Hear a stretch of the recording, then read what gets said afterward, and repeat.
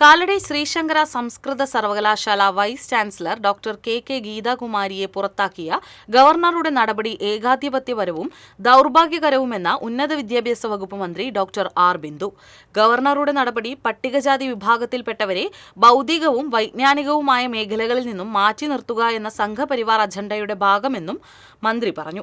തൃശൂരിൽ വാർത്താസമ്മേളനത്തിൽ സംസാരിക്കുകയായിരുന്നു മന്ത്രി. സർക്കാരുമായി കൂടിയാലോചിക്കാതെയും കാരണം വ്യക്തമാക്കാതെയുമുള്ള ഗവർണറുടെ ഇത്തരം നടപടികൾ തികച്ചും ദൗർഭാഗ്യകരമാണ്. പുതിയ സിൻഡിക്കേറ്റിലേക്ക് ഗവർണർ നോമിനേറ്റ് ചെയ്ത BJP അംഗങ്ങൾക്ക് VC-യുമായുള്ള വിയോജിപ്പുകളാണ് VC-യെ പുറത്താക്കാനുള്ള കാരണമെന്ന് കരുതുന്നു. മുൻ ഗവർണർ ആരിഫ് മുഹമ്മദ് ഖാനേക്കാൾ സങ്കുചിതമായ രാഷ്ട്രീയ നിലപാടുകളുള്ള ആളാണ് ഗവർണർ ആർലേക്കർ എന്നും മന്ത്രി കൂട്ടിച്ചേർത്തു.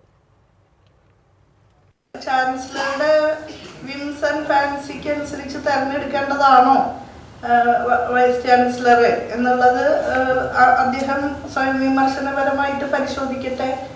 ഈ സംസ്ഥാന ഗവൺമെന്റിനൊന്നും അതിലൊരു അഭിപ്രായം പറയാൻ പാടില്ലേ, അഭിപ്രായം പറയാൻ സ്കോപ്പില്ലേ. അപ്പൊ ഏകപക്ഷീയമായിട്ട് തീരുമാനങ്ങൾ എടുക്കുകയാണ് ചെയ്യുന്നത്. വാസ്തവത്തിൽ ഇതൊക്കെ ഒരു ഡിപ്ലോമാറ്റിക് റിലേഷൻഷിപ്പ് പാലിച്ചുകൊണ്ട് ചെയ്യേണ്ട ജനാധിപത്യ മര്യാദകൾ അത് പാലിക്കപ്പെടുന്നില്ല എന്നുള്ളത് വളരെ അപലപനീയമായിട്ടുള്ള കാര്യമാണ്. വളരെ അമിതാധികാര സ്വേച്ഛാധിപത്യ പ്രവണതകളാണ് പ്രകടിപ്പിക്കുന്നത്.